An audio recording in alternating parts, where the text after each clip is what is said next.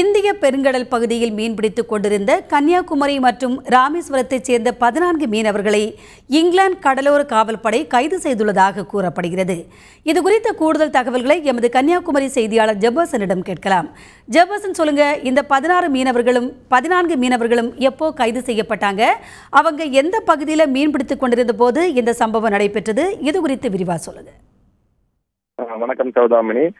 கடந்த 20ஆம் தேதி கேரளா மாநிலம் கொச்சி பகுதியிலிருந்து துறைமுகத்திலிருந்து 14, அதாவது விசைப்படம் மூலமாக கன்னியாகுமரி மாவட்டம் சின்னத்துறை பகுதியை சார்ந்த 6 மீனவர்களும், அதைத் தொடர்ந்து அதை போன்று ராமேஸ்வரத்தில் இருந்து 3 மீனவர்கள், கேரளா மாநிலத்தில் உள்ள மீனவர்கள் உட்பட 14 மீனவர்கள் அந்த பகுதியிலிருந்து விசைப்படகு மூலமாக இந்திய பெருங்கடல் பகுதியில் மீன்பிடிக்க சென்றிருக்கிறார்கள்.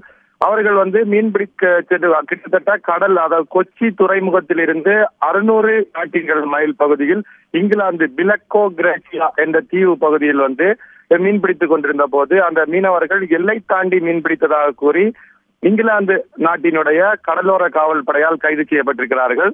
தொடர்ந்து அந்த பகுதியில் இருந்து அந்த மீனவர்கள் உடனடியாக அவர்களுக்கு துணைக்கு செல்லக்கூடிய படகு என்று சொல்லப்படும் கூடவே சேர்ந்து அவர்கள் மீன்பிடிக்க செல்வார்கள். அந்த மீனவர்களுக்கு உயர்லெஸ் மூலமாக அந்த தகவலை கொடுத்திருக்கிறார்கள். அந்த தகவலின் அடிப்படையில் உடனடியாக அவர்கள் உறவினர்களுக்கு கடந்த 5ஆம் தேதி தகவல் கொடுத்திருக்கிறார்கள்.